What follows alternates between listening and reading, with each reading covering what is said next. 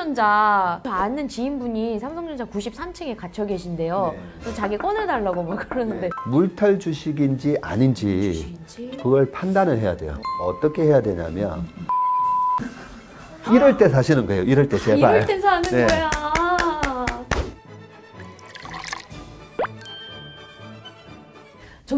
전무님 인터뷰 중에서 주식 투자는 엉덩이로 하는 거다. 이런 얘기 하신 게 굉장히 인상 깊었단 말이에요. 그것의 의미는 좀 버텨라 약간 이런 건가요? 그것도 제가 20년 전에 제 모니터에 항상 이렇게 붙여놨던 영어 속담이었는데 계좌의 수익률을 좋게 만드는 거는 너의 머리가 아니라 너의 벗이다. 너의 엉덩이다라는. 결국은 먹을 때 크게 먹으려면 약세장에서도 마찬가지로 버틸 줄 알아야 되고 엉덩이가 무거워야 돼요. 그러면요 전무님 삼성전자 아는 지인분이 삼성전자 93층에 갇혀 계신데요. 그래서 자기 꺼내달라고 막 그러는데 물타기를 하셔가지고 층수를 낮추셔야죠. 네, 물타기 하다 보면 돈이 막 점점 없어지잖아요. 우리가 이제 물타기를 할 주식이 있고 안 할 주식이 분명히 있어요. 그게 또 달라요? 이 패러다임이 변화가 생기는 부분인데 저희가 이제 서울에서 춘천 갈 때 15년 전에는 그 6번 국도랑 막 이래 타고 되게 시간이 많이 걸렸어요. 맞아요. 아우 춘천 그러면 한 2시간 잡아야 되나? 근데 지금 춘천까지 가는데 아침에 좀 일찍 가면 한 40분이면 가요. 왜냐하면 서울 춘천 맞아요. 고속도로가 뚫렸잖아요. 네네네. 그 고속도로가 뚫리면서 그 국도에 있던 주유소들이 많이 망했어요. 그렇더라고요. 그쵸? 맞다. 그 약간 에펠탑처럼 생긴 거기 휴게소도 망하고. 네, 맞아요. 네네네. 그런 식으로 패러다임이 바뀌고 있는데 서울 춘천이 뚫리고 있는데 저기 주유소가 12억에 거래됐는데 9억에 나왔대. 그럴 때 이제 사면 안 되는 거죠. 9억에 샀는데 이게 더 떨어져. 그러면 옆에 또 주유소 매물이 나오는 걸 6억에 물타기 하고 그러면 이제 완전 폭망하는 거잖아요. 안 되죠. 그래서 한번 보시면 우리나라에 부동산 불패라는 말이 있어요. 있죠. 그렇죠? 그리고 그게 왠지 맞는 것 같기도 해요, 전무님. 솔직히. 그렇죠. 부동산 불패가 왜 그럴 수밖에 없냐면 인플레이션이 그 100년 전에 100달러가 지금은 3달러도 안 돼요. 패시가 진짜 트래시가 되고 있는 건 맞죠. 그러다 보니까 이 자산의 가치는 계속 올라갈 수밖에 없는 거죠. 부동산의 가치는. 그러면 계속 올라갈 수밖에 없는 자산은 가만히 들고 있으면 되잖아요. 그래서 우리나라에 왜 부동산은 불패냐면 그냥 용감하게 사기만 하면 돼요. 용감하게. 맞아요. 사면 항상 올라가니까. 맞네. 그리고 주식은 부동산하고 달리 부동산은 내가 살고 있는 집의 시세가 지금 14억 3천이 됐다가 지금 오늘은 13억 9천5백이 됐다가 막 이렇게 안 나오잖아요. 그렇게 뭐 또 쳐다보지도 않고. 않죠. 근데 주식은 계좌에 딱 열면 바로 보이니까 여기 우리가 공포스러워지는 거거든요. 우리나라에서 지금 제일 많이 지금 사신 주식이 이제 삼성전자인데 저는 이제 뭐 삼성전자는 강남의 아파트라고 그렇게 여기시면 된다고 얘기해요. 주식계의 강남 아파트. 그러면 강남에 9억 6천짜리 아파트가 지금 5억 7천에 나온 거예요. 5억 7천. 그런 셈이구나. 근데 왜 강남의 아파트는 살려고 하죠? 왜냐면 9억 6천이 아니라 또 12억, 15억 갈 거니까. 알고 있으니까. 네, 알고 있으니까. 그 믿음이 있으니까. 그런데 이제 삼성전자가 과연 강남 아파트인지 아니면 아까 패러다임이 변하면서 저기 북도에 있는 주유소인지 그게 이제 무서운 건데 그 개념이 없이 그냥 주가가 떨어지는 것만 보면니까 이 주식이 계속 이렇게 마이너스 80, 90까지 가는 거 아닌가 그 두려움 때문이거든요. 그렇기 때문에 우리가 물탈 주식인지 아닌지 그걸 판단을 해야 돼요. 어떻게 해야 되냐면 핸드폰 뭐 쓰세요? 저 갤럭시요. 저도 갤럭시 폴드를 쓰고 있어요. 다음에도 폴드를 쓸 거예요. 근데 지금 갤럭시 폴드만큼의 제품을 만들어내는 회사가 없어요. 지금 세계 시장 점유율 1위예요. 1위. 와, 삼성전자가. 유럽 사람들의 10명 중에 4명은 갤럭시를 쓰고 있어요. 와. 어마어마한 거죠. 그러면 대체 불가잖아요. 대체 불가한 제품을 만들고 있으면 그 회사는 우량한 기업이라고 보면 되고요. 그 우량한 기업의 앞에 하나가 더 붙죠. 핵심 우량 기업이라고 우리가 볼 수가 있어요. 이 핵심 우량 기업의 특징이 그렇게 대체 불가한 제품이나 서비스를 제공하는 회사예요. 그러면 아이폰을 쓰시는 분들 내년, 내후년에도 아이폰 쓰실 거예요. 그렇죠? 자, 여기서 이제 답이 다 나오는 거예요. 네. 아, 애플 지금 사야 되나요? 사시면 돼요. 아마존? 내년, 내후년에 내가 아마존을 이용하지 않고 다른 걸 이용해서 해외 직구를 하려나? 아니잖아요. 그러면 아마존도 지금 고점 대비 40% 빠졌는데 이제는 PER이 되게 착해졌어요. PER 뭐 50배 이러다가 30배 미만으로 떨어졌어요. 싸졌네? 사도 되는 거예요. 테슬라? 좀 걱정은 되죠. 애플이 아이카를 만든다니까. 그거는 그때 가서 문제고 테슬라의 전기차 내년, 내후년에도 계속 잘 팔릴 거다라는 그 확신만 있고 테슬라가 전기차뿐만 아니라 이제 자율주행 때문에 네, 또 사시는 거잖아요. 테슬라의 오토파일럿에 대한 소프트웨어를 지금 당장 대체할 만한 그런 소프트웨어가 없다고 생각이 드신다면 네.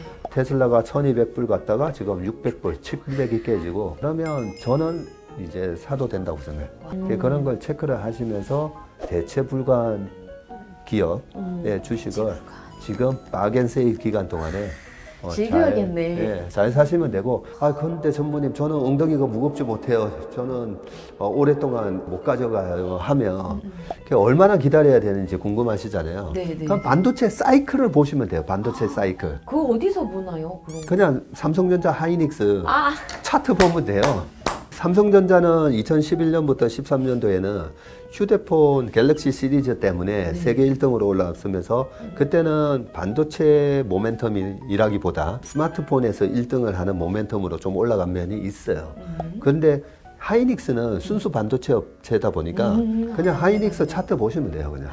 하이닉스 10년 차트를 보시면 되는데 2019년도에 실질적으로 이제 반도체가 불황이 왔어요. 아 그래요? 네. 불황이? 2019년도에 반도체가 어느 정도 불황이었냐면 2018년도에 하이닉스가 한 해에 영업이익이 20조를 벌었어요. 20조. 딱 1년 지나서 20조가 얼마가 되냐면 2조 7천억. 오. 그래서 거의 87%가 빠지거든요.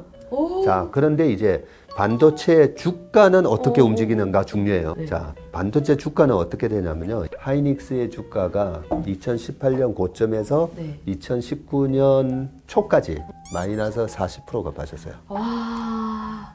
반도체 이익이 최대로 나왔을 때. 그리고 2019년도에 정말 이익이 87% 마이너스 나면서 박살이 났는데 2019년도에 하이닉스 주가는 플러스 55% 수익이 나요. 그동안에 학습이 되다 보니까 지금 삼성전자 주가가 빠지는 이유는 반도체가 이제 곧 하락할 거야. 더 떨어질 거야. 뭐 이런 얘기 때문에 이제 떨어진 거고요. 이미 선반영했다는 게 그거예요? 네. 그러면 실제로 내년에 리세션이 오고 어쩌고 저쩌고 하면서 네, 실적이 나빠져도 돼요. 아 이거 많이 웃긴다. 네. 나빠져도 돼. 네. 주식에는 주가에는 문제가 없어. 나빠져도 돼요. 아, 그 얘기를 들으니까 조금 뭔가 든든해요. 이미 다 반영됐구나. 물려서 아프지만 돈 생기는 거, 월급 생기는 거 이럴 때 사시는 거예요. 이럴 때 제발. 이럴 때 사는 거야. 근데 이럴 때는요. 저 같은 전문가들도 아이 주가가 저래 빠지는데 저 사람 뭐라고 하는 거야. 그렇게 생각하실 수도 있는데 어쨌든 이럴 때 사는 겁니다. 사는 거다. 이럴 때 사는 거다. 자, 그럼 해외 시장은 또 어떨까요? 만약에 금리를 올린다, 미국이.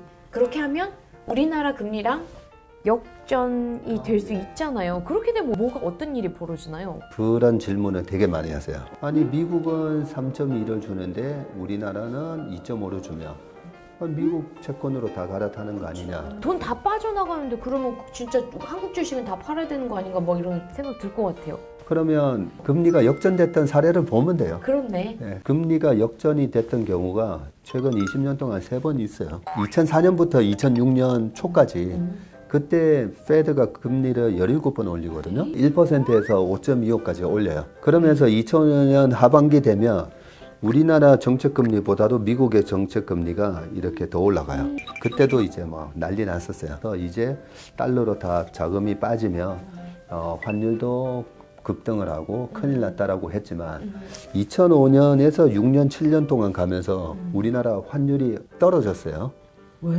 네. 2007년도 되니까 원달러 환율이 910원까지 빠져요. 그리고 2017년에서 18년도에 넘어갈 때 페드가 9번이나 올리면서 그때도 금리가 살짝 역전이 돼요. 역전이 되는데 우리나라의 환율은 1,100원이 깨져요.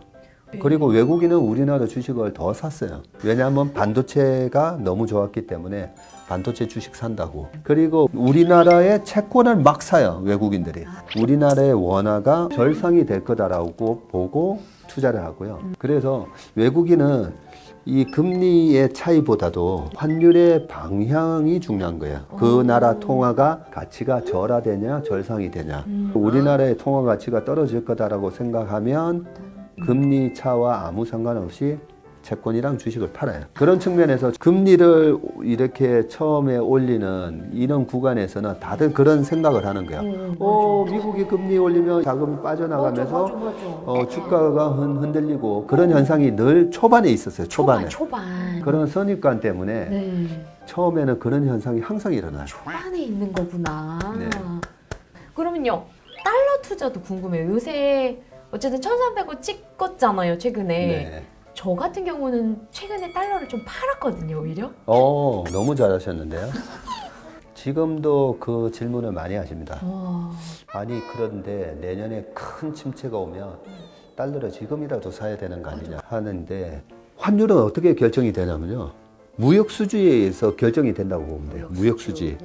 그 무역수지가 지금은 우리나라 적자, 유가 때문에. 유가 때문에. 네. 그래서 환율이 네. 지금 일단은 이런 상황인데, 그러면 항상 6개월에서 1년 뒤를 우리가 상상을 해보면 돼요. 네. 우리나라 수출 기업은 환율이 올라가면 좋아지나요? 떨어지면 좋아지나요? 올라가면 좋아지는 거 아니에요? 네, 올라가면 맞아요. 좋아져요. 왜냐하면 100만 불을 수출을 했어요.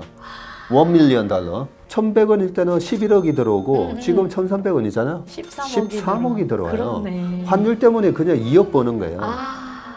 아니, 이익이 좋아지면 주가는 어떻게 되죠? 주가는 올라가니까. 무조건 올라가요. 우리나라 상황하고 그리스 상황하고 한번 생각해 보자고요. 그리스 사태가 2010년 5월 달에 촉발되면서 2011년, 12년, 13년까지 그리스뿐만 아니라 포르투갈, 아일랜드, 이탈리아, 스페인까지 그러면서 그때 이제 피그스 국가의 위기라는 얘기를 했었는데 수출 경쟁력을 가진 제품이 없으니까 어떻게 할 수가 없어요. 그런데 우리나라는 미국에서 사람들이 좋아하는 그런 자동차 메이커 중에 도요타, 포드, GM 있고 그다음에 스텔란티스 그리고 현대기아차예요. 혼다가 6등이에요. 혼다랑 지금 계속 이렇게 격차가 벌어지고 있어요. 오히려 와. 20년 전에는 현대기아차 다 합쳐서 마켓 쉐어가 4% 전후였으니까 100대 중에 4대인 거예요. 100대 중에. 지금 미국에서 100대 중에 10대예요. 10%. 유럽에서는 폭스바겐 그룹하고 스텔란티스 그룹하고 그 다음에 현대기아차야. 야, 많이 발전했다 최근에 진짜. 그런데 거기다가 환율까지 좋아하잖아요. 그래서 이번 1분기에 현대기아차의 실적 발표가 있었는데 서프라이즈가 나왔어요. 그렇죠? 그래서 우리나라는 우리나라 기업들의 경쟁력이 너무나 탁월하기 때문에 환율이 좋을 때 영업이익률이 확 좋아져요. 환율이 1,300원에서 더 이상 올라간 케이스가 2번이 있었죠. 우리나라 98년 IMF 때 1,800원, 그리고 2008년도에 1,560원, 그 외에는 1,300원을 넘은 적이 없어요. 그렇구나. 그러면 그 2번은 어떤 경우였냐? 금융위기예요. 지금 환율이 1,300원이 우리나라가 무슨 문제가 생겨서 1,300원이 가면 조심해야 돼요. 우리나라 IMF 때는 우리의 위기였잖아요.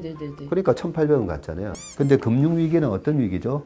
금융기관이 망하는 위기예요. 금융기관이 내년에 많이 망할까요? 아니요.